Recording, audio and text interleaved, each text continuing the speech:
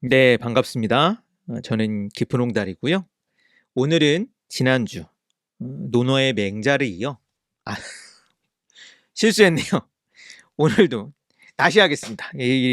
아까 네, 아까 그 아이들과 할 때도 실수했는데. 네, 반갑습니다. 깊은홍달이고요.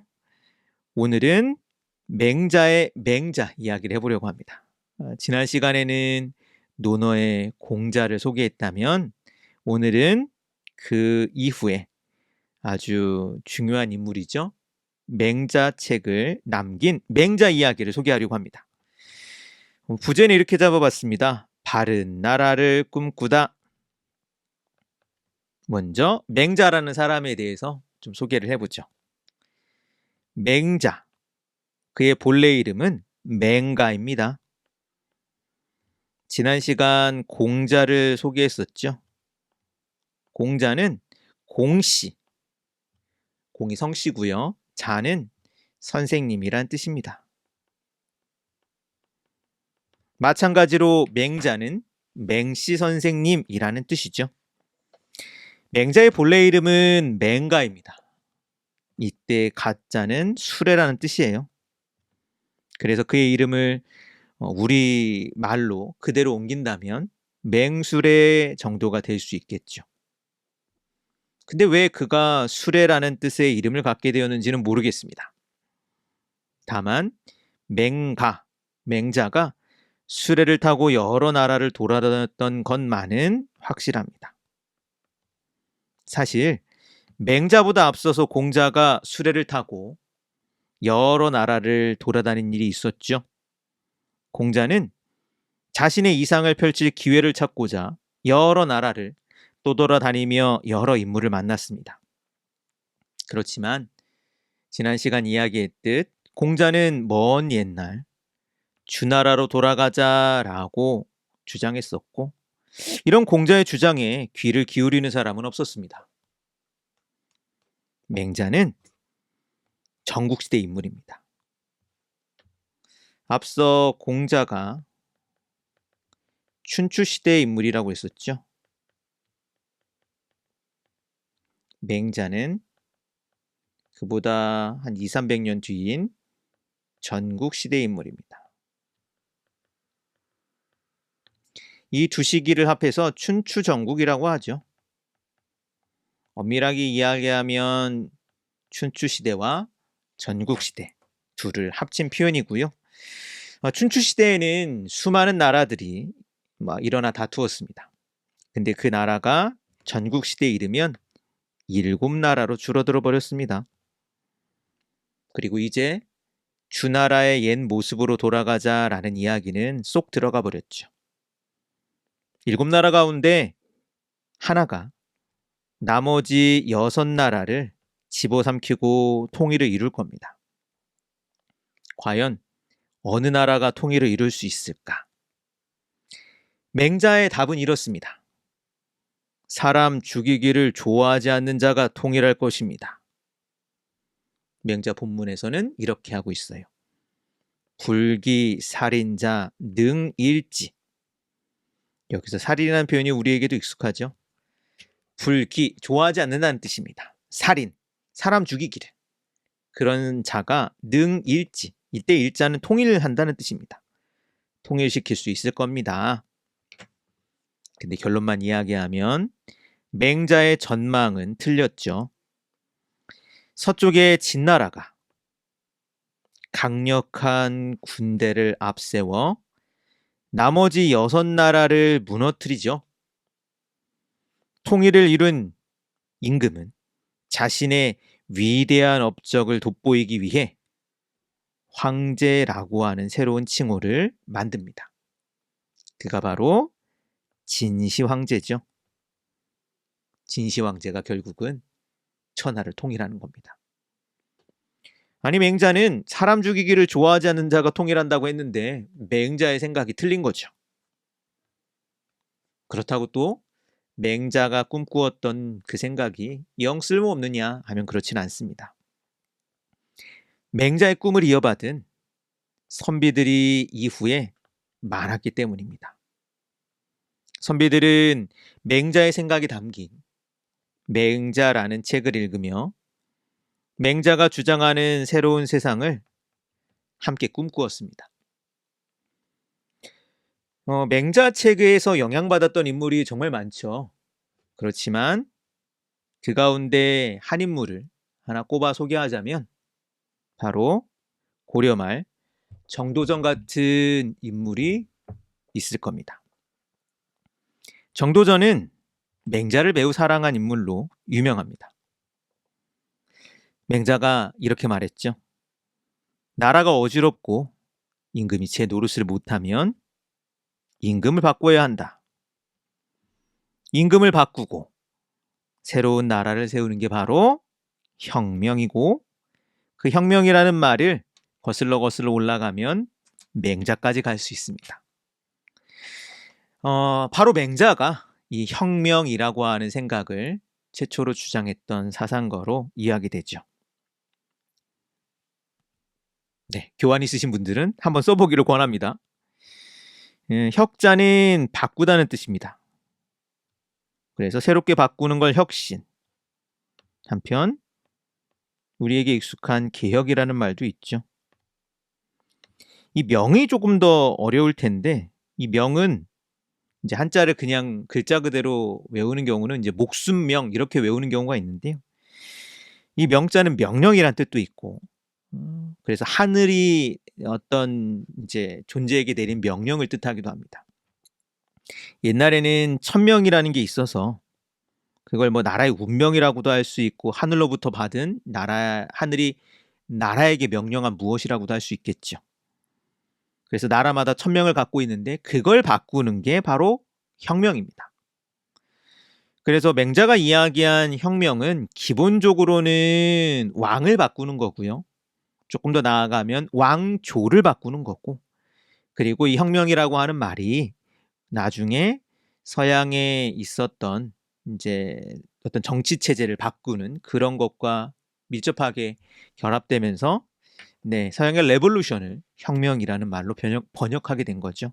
그리고 오늘날에는 뭔가를 아주 크게 바꾸는 걸 혁명이라고 부르기도 합니다. 그러나 이 혁명이라는 말을 거슬러 올라가면 맹자에게 가야 된다는 말. 자, 그렇게 정도전이라는 인물은 맹자를 굉장히 좋아했어요.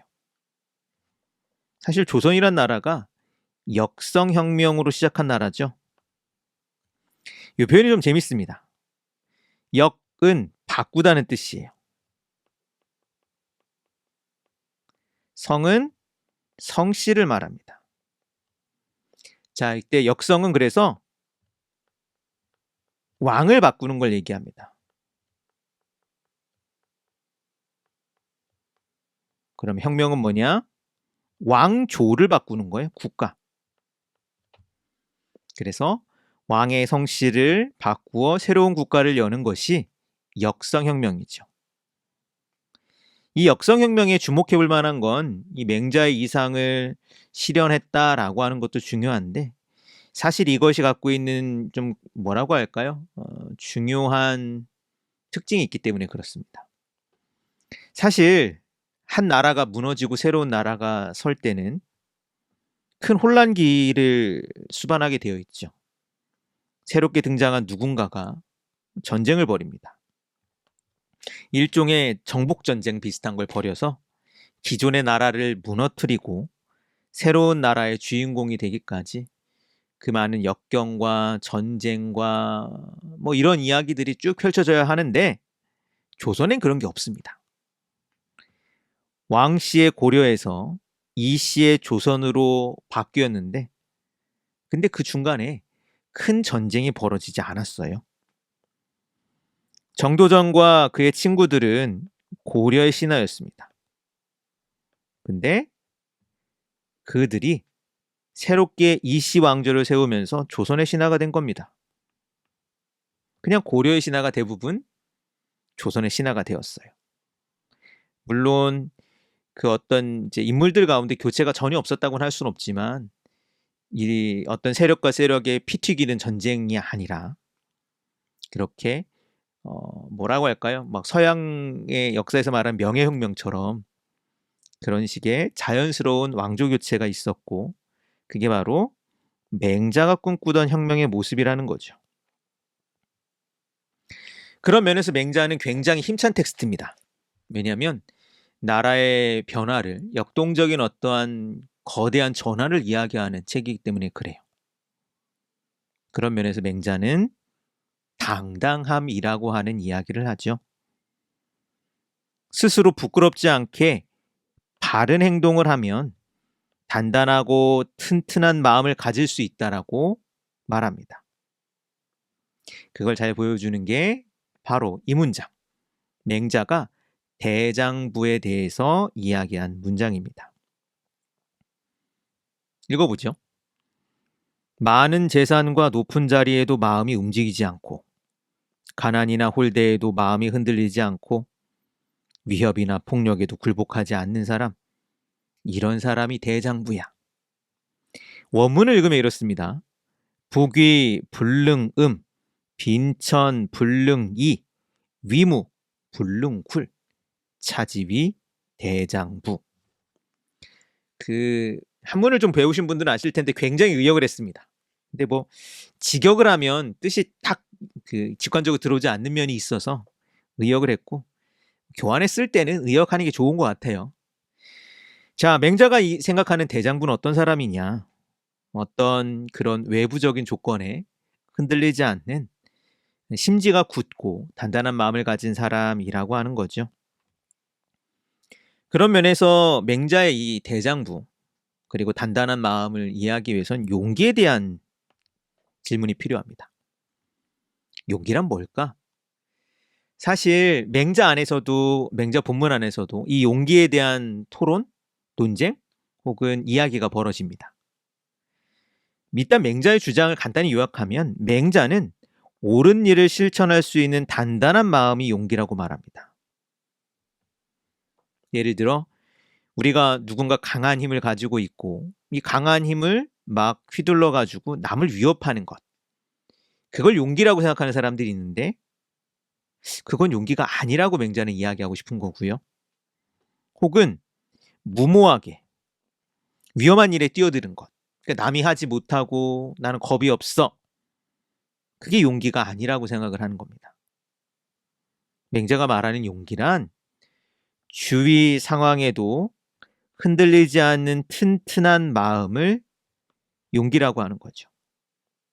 그렇게 당당하게 옳은 일을 실천해낼 수 있는 힘.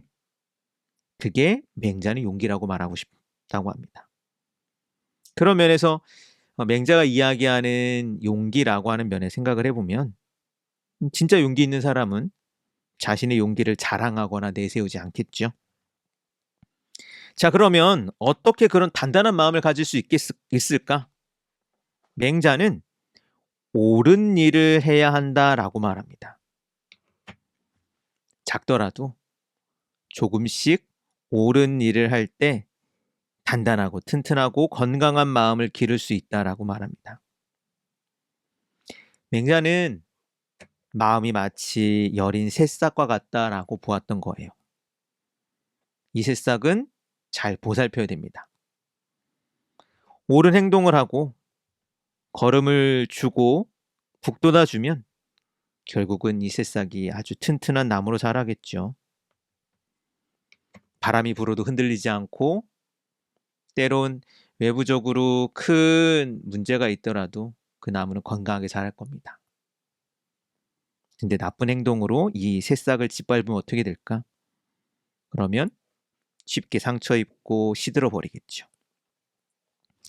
옳은 행동을 실천해서 단단하게 자란 마음, 그걸 맹자는 호연지기라고 불렀습니다.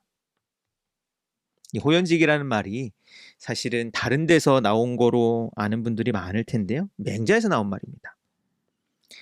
자, 그런 면에서 호연지기란 자신의 선한 행동의 결과로서 얻어지는 당당함을 이야기하는 거고 결국 이 호연지기의 다른 모습은 부끄러움이 없음입니다. 부끄러움을 알지만 내가 부끄러운 행동을 하지 않았으므로 부끄러운 것이 없고 그래서 어느 누구 앞에서도 당당한 거죠. 그리고 그 당당하고 단단한 마음은 그 누구도 꺾을 수가 없죠. 자, 호연지기 한번 써보겠습니다. 이제 지난 시간에 이제 논어에서 나왔던 표현 가운데 잘못 의미를 알고 있거나 잘못 사용하고 있는 예를 소개하기도 했었는데, 호연지기도 그렇죠. 호연지기를 기른다라고 하면 뭔가 이렇게 건강한 육체를 가지고 있고 남이 그러니까 쉽게 할 수 없는 일을 막 도전하고 막 이런 걸 호연지기라고 생각할 수 있는데, 근데 사실 맹자가 이야기하는 호연지기는 그런 신체적이거나 아니면 좀 이렇게 뭐라고 할까요? 과감함을 먼저 우선시하는 것과는 다릅니다. 맹자가 이야기하는 호연지기는 크고 단단한 기세, 기운을 이야기하죠. 호자는 크다는 뜻입니다. 그리고 호탕하다라는 표현을 쓰죠. 나중에 한문을 배우시면 이 연자가 재밌는데요. 어떠한 모습을 나타내는 표현으로 씁니다. 호연은 큰, 지자는 뭐뭐의라는 뜻입니다. 이제 앞에서 공부했던 친구들이 이 지자에 대한 질문을 하더라고요. 이 지자가 사실은 독립적으로 사용되는 일은 거의 없습니다. 이제 한 문에서 뭐뭐의라는 표현으로 많이 사용되고, 이제 사자성어에서도 이렇게 사용되죠. 뭐 예를 들면 파죽지세, 파죽, 그 대나무가 쪼개지는 그 기세를 파죽지세라고 하죠. 누란지위, 누란, 계란을 쌓아놓은 그런 위태로움을 누란지위. 그래서 지자는 뭐뭐의 어떠한 뭐 이런 뜻으로 사용되고, 사실상은 중요하지 않습니다. 그러니까 지자가 없어도 되는데 네 글자를 만들어주고 싶은 거죠. 그래서 뭐뭐의라는 뜻입니다. 호연지기의 기는, 이게 이제 좀 여기서는 모습이라고 했는데 눈앞에 뚜렷하게 나타나는 그런 모습, 그런 건 아니죠. 예를 들면 형과는 다릅니다. 이 형도 약간 또 뭐랑 다르냐면, 이 얘기하려면 이제 골이 아픈데, 갑자기 한자를 맞나? 네, 간체로는 쓸 수 있는데 왜 번체로는 생각이 안 나네요. 체와는 또 다르죠. 한번 열심히 써야 되겠네요. 체는 분명히 이게 뭐 체나 한문에서 물과 같은 경우는 이게 손으로 잡혀지는 거죠. 근데 형은, 기는 그렇지 않습니다. 그러니까 뭔가 어슴푸레하게 보이는 무엇, 은은하게 나타나는 무엇을 이 기라고 하죠. 호연지기. 어떻게 보면 호연지기는 머릿속에 딱 떠올릴 수도 있지만, 우리가 갖고 있는 그런 식의 어떤 일상적이거나 뻔한 이미지를 좀 접어두고 이 맹자가 말하는 어떤 당당함, 특히 그때의 당당함이란 어떤 꾸준한 옳은 행동을 쌓아서 얻어낸 혹은 길러진 결과물이라는 점을 좀 생각할 필요가 있습니다. 이어지는 내용으로 가보죠. 이 맹자가 이야기한 것 가운데 굉장히 중요한 게 인간의 마음에 대한 이제 관점들을 펼쳤죠. 인간은 어떤 마음을 가지고 태어날까? 누군가는 선한 마음을 가지고 태어난다라고 주장을 합니다. 반대로 인간은 악한 마음을 가지고 태어난다라고 생각하는 사람도 있죠. 그런가 하면 마치 흰 백지 마냥 텅 빈 상태로 태어난다라고 생각한 사람도 있습니다. 맹자는 인간이라면 누구나 선한 마음을 가지고 태어난다라고 생각합니다. 맹자는 성선설을 주장한 사람이었죠.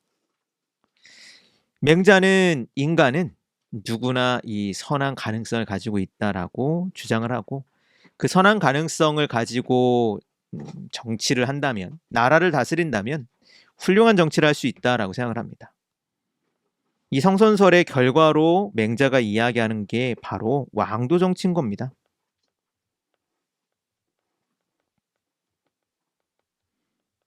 그래서 이 왕도 정치는 어떤 제도적이라고 하거나 혹은 어떠한 뭐라고 할까요? 시스템적인 뭐 그런 거라기보다는 성선설과 짝을 이루는 맹자의 중요한 개념이에요. 네. 성선설 그 연장선에서 맹자는 왕도 정치를 이야기하죠. 앞에서 이제 그 싹의 이야기를 했잖아요. 마치 크고 단단한 나무로 자랄 싹을 가지고 있는 것처럼 누구나 마음속에 선한 마음을 가지고 있습니다. 그럼 뭐 이제 아주 익숙한 표현으로 하면 선한 마음의 씨앗이라고도 할 수 있겠네요. 근데 약간 씨앗보다는 싹이 좀 적절하긴 합니다. 맹자가 나무의 비유를 좀 많이 들긴 하거든요. 싹의 비유를 좀 많이 들기 때문에 그렇습니다. 그럼 문제는 뭐냐? 이런 선한 마음의 싹을 혹은 그 연약한 이 식물을 가꾸고 보살필 줄 모른다라는 점입니다. 어떻게 보면 이제 이런 맹자의 이 성선설을 이제 의도된 뭐라고 할까요? 재언이라고 보는 사람들도 있어요. 무슨 얘기냐면 인간을 관찰한 결과 인간은 선하다라고 하는 어떤 경험적이거나 논리적인 결과물을 얻어냈다는 게 아니라 이제 맹자가 주장하고 싶은 왕도 정치를 주장하려고 성선설을 끌어냈다라고 보기도 합니다. 근데 제가 보기엔 그렇게 보는 게 맞긴 하거든요. 그럼에도 불구하고 이 맹자가 이야기했던 성선설은 중요하고 한편 그런 면에서 맹자가 그렇게 인간을 좀 꼼꼼하게 본 건 아니기 때문에 누군가는 맹자는 철학자로서는 좀 부족해 라고 보는 관점도 있긴 합니다. 그럼에도 불구하고 어쨌든 이 맹자가 이야기한 마음 그리고 맹자도 나름 왜 그러면 인간이 다 선한 마음을 가지고 있는데 못된 인간은 어디서 나왔느냐 그 얘기를 들어보죠. 사람이 닭이나 개를 놓쳐버리면 찾으려고 생각해. 그런데 마음을 놓아버리면 찾을 생각을 하지 못해. 학문의 길은 다른 것이 아니야. 놓아버린 마음을 되찾는 것일 뿐이야. 원문을 읽으면 이렇습니다. 인, 유, 개, 견, 방, 즉, 지, 구지. 유, 방심, 이, 부지구. 학문지도 무타, 구기, 방심, 이의. 닭이나 개는 기르는 가축이기 때문에 놓쳐버리면 달아나면 이놈 어디 갔어 찾는데 방심, 놓아버린 마음은 찾을 생각을 안 한답니다. 학문은 뭐냐? 그 놓아버린 마음을 되찾아오는 것이라고 맹자는 이야기해요. 자, 그런 면에서 맹자는 마음이라고 하는 것의 어떤 역동성을 이야기했다고도 할 수 있겠죠. 마음이라고 하는 것이 그냥 선하게 태어났으면 가만히 선하게 자라면 될 텐데 근데 그게 영 엉뚱한 대로 향할 때가 있다는 거죠. 이게 이제 이쪽 동양 철학 같은 데서는 끄달려 간다. 뭐 이런 표현을 쓰거든요.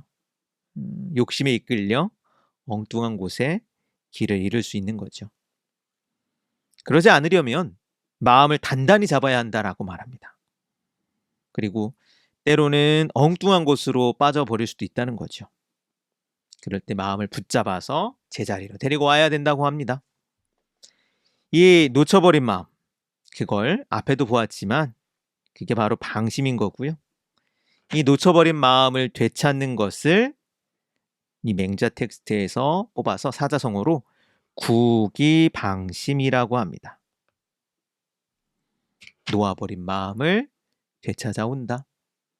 그리고 그 마음을 잘 붙잡아서 길러야 한다라는 것이 맹자가 마음에 대해서 이야기하고 싶었던 거죠. 구기방심. 네, 마지막으로 소개하는 아니죠. 뒤에도 소개할 표현도 있지만 이 표현 한번 써보기를 권합니다. 구자는 찾는다는 뜻이고요. 무엇을 되찾아오느냐? 이때 기자는 뒤에 걸 이제 강조하는 겁니다. 방심, 놓아버린 마음을 되찾아온다라는 게 구기방심이죠. 그리고 옛날 사람들은 이 마음을 어떻게 다루거나 마음을 어떻게 상대할 것인가. 이게 곧 학문의 굉장히 중요한 주제라고 생각을 했고 그랬을 때 맹자의 이 말은 많은 사람들에게 큰 영감을 주었습니다. 방심, 놓아버린 마음을 되찾아온다. 자, 간단히 그래서 인제 뭐 제가 짧게 한다고 했는데도 벌써 한 20분이 넘게 지났네요. 3페이지의 교환으로 맹자에 나왔던 뭐 여러 소재들을 간략하게 한번 소개했습니다.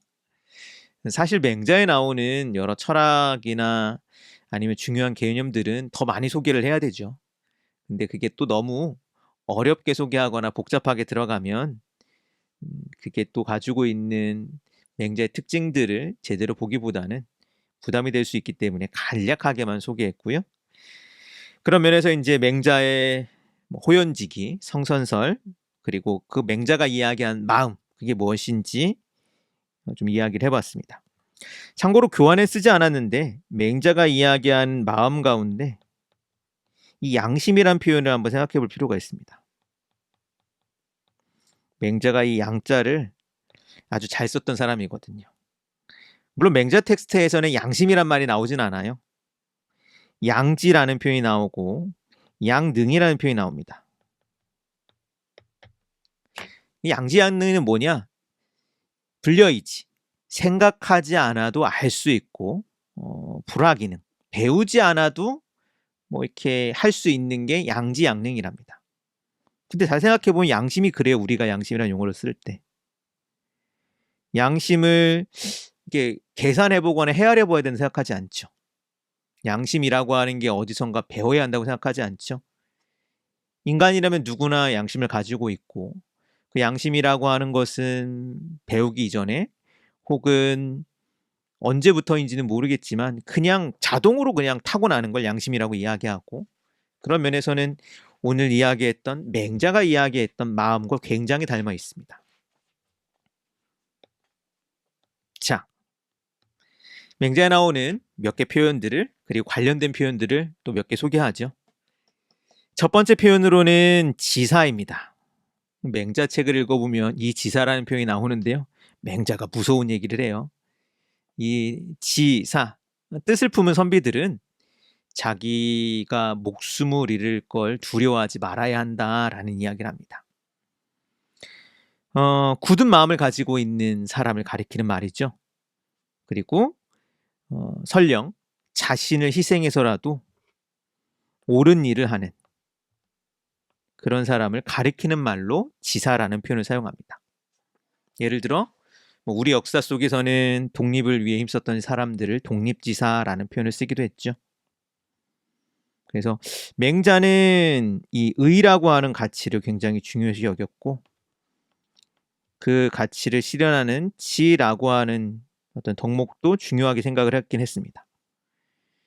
굳이 깐깐하게 말하면 의가 더 우선이긴 한데 여튼 그런 면에서 의사 혹은 지사 이런 어떠한 생각들, 표현들은 맹자로까지 거슬러 갈 수 있어요. 맹자는 이처럼 앞에서 이야기했던 호영지기처럼 단단하고 강하고 굳센 마음을 가지고 있는 사람들을 이야기합니다. 그래서 맹자는 굉장히 호탕한 책이고 굉장히 역동적인 책이고 그리고 굉장히 정의감에 불타는 책입니다. 자, 이어지는 표현. 이 표현은 굉장히 유명하죠. 50보 100보. 이 표현이 맹자에서 나온 걸 모르는 분들이 많이 있습니다. 크게 차이가 없다라는 뜻이죠. 맹자에서는 양해왕이라는 사람과 맹자가 이야기를 나누면서 맹자가 한 말에서 이 표현이 나왔는데 대략적으로 그 장면을 요약하면 이렇습니다. 임금이 맹자에게 자랑하는 거예요. 내가 우리나라 백성들을 위해서 정말 마음도 많이 쓰고 있고 좋은 일 많이 하고 있다. 근데 이 마음을 내가 이렇게 진심 어리게 하고 있는 걸 몰라주는 것 같다. 진짜 맹자가 보기엔 비슷한데. 그러니까 이제 여기는 참 쓰지 않았는데 이웃나라 임금보다 내가 잘났다고 자랑하거든 임금이. 근데 맹자가 보기엔 큰 차이가 없는 겁니다. 어떤 면에서? 못한다는 면에서. 자, 그래서 맹자가 하나의 비유를 하며 묻죠. 전쟁이 벌어지자 무기를 버리고 여기 오타가 있죠. 달아나는 도망가는 병사들이 있었습니다. 자, 근데 어떤 병사는 50보를 달아났고 어떤 병사는 100보를 달아났습니다. 근데 50보 달아난 자가 100보 달아난 자를 겁쟁이라고 비웃는다면 그게 어떻겠습니까? 옳은 일일까요? 아니 그 역시 달아난 겁쟁인데 스스로 우쭐거린다면 그건 웃긴 일이 아니겠습니까? 50보 100보. 맹자가 보기에 임금은 내가 이웃나라보다는 되게 잘하고 있어요 라고 하지만 실상 맹자가 생각하기엔 덜 나쁜 거지 네, 잘하는 건 아니란 이야기입니다. 그래서 오늘날 55, 100보는 큰 차이가 없는 걸 가리키는 말로 쓰고 있죠. 근데 실상으로는 맹자의 맥락을 더 잘 살리려면 나쁜 것에 사용해야 됩니다. 더 나쁘거나 덜 나쁘거나. 그게 바로 50보 100보라는 거죠. 좀 좋은 거에 사용할 수 있는 표현은 아니긴 합니다. 50보 100보가 바로 맹자에서 나온 표현입니다. 자, 이어지는 표현 자포자기. 이 사실 자포자기는 오늘날 이제 그러니까 어떤 내가 갖고 있던 어떤 의지를 내려놓는 걸 자포자기라고 하는데 맹자에서 이야기하는 자포자기는 좀 다릅니다. 맹자는 자신을 해치고 자신을 버리는 사람을 자포자기라고 말합니다. 그럼 어떻게 버리는 거냐? 쉽게 말하면 자신이 갖고 있는 그 성선설 혹은 그 마음의 싹을 버리는 걸 이야기합니다. 선한 마음을 가지고 있고 훌륭한 마음을 가꿀 수 있는 힘과 그런 어떠한 성품을 가지고 있으면서도 나는 못해, 나는 안 돼, 나는 그런 훌륭한 사람이 될 수 없어. 이때 훌륭한 사람을 맹자의 말로 하면 성인이죠. 나는 그런 사람은 못 돼. 내가 어떻게 그렇게 착한 마음이 있겠어? 라고 스스로를 생각하는 사람을 바로 자포자기 한다고 합니다. 스스로를 해치고 스스로를 버리는 것, 자포자기를 간략하게 줄이면 포기가 되죠.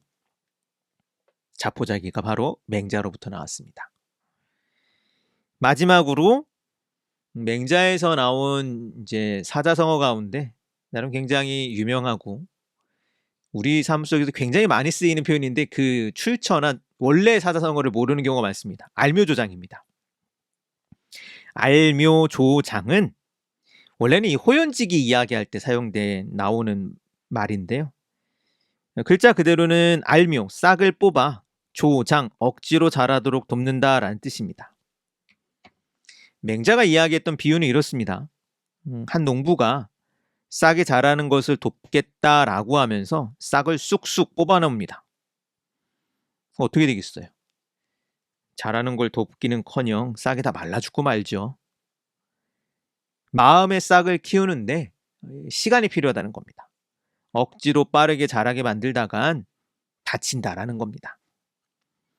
서둘러 이 선한 마음, 아까 이야기했던 호연지 같은 당당한 마음을 키우겠다고 옳은 일을 억지로 하다가는 이 단단한 마음을 기를 수 없을 뿐더러 해치게 된다는.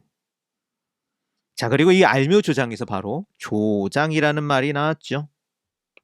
글자 그대로 하면 잘하도록 돕는다.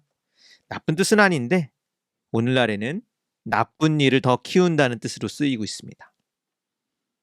싸움을 조장한다, 분란을 조장한다 라는 식으로 사용하고 있죠.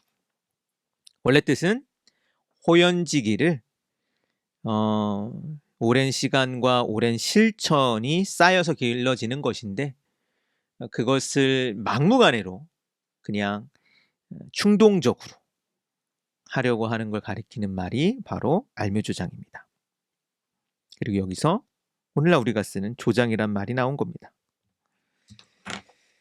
자, 이렇게 오늘 맹자에서 나왔던 표현들과 맹자 간단한 내용들, 맹자가 어떤 사람이었고 맹자의 시대와 이걸 아주 그냥 겉핥기를 호로록 하는 식으로 살펴보았습니다.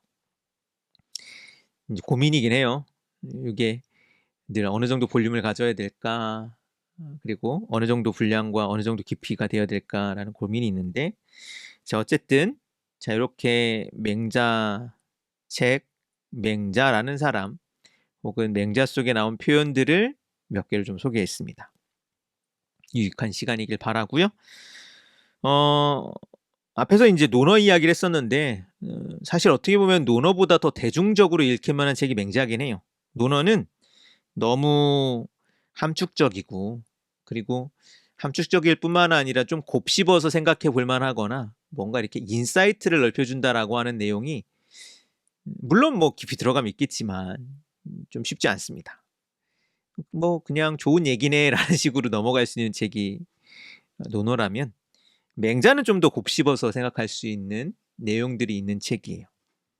그래서 독서로서는 저는 개인적으로는 맹자가 더 재밌고, 맹자가 조금 더 흥미진진하고 들어볼 만한 이야기가 있다라고 생각을 하는데, 여튼 맹자를 소개를 했고요. 다음 시간에는 사기를 지었던 사마천 이야기를 해보려고 합니다. 사실 이 고전 인물 열전을 이야기하면 공자와 맹자를 이야기했다면 꼭 들어가야 되는 인물이 있죠. 뭐 예를 들면 노자나 장자, 그런 인물을 이야기하면 좋겠지만 어떤 책과 삶이라고 하는 것으로 한번 짝을 맺는다면 저는 사마천이야말로 공자의 삶이나 맹자의 삶, 혹은 그 책에서 나온 표현이나 그 책에 있는 어떤 정신, 가치, 이런 게 영향을 주었다고 할 때 사마천의 사기를 빼놓을 수는 없을 것 같습니다. 그래서 다음 주 목요일이죠. 다음 주 8월 6일인가요? 7일인가요?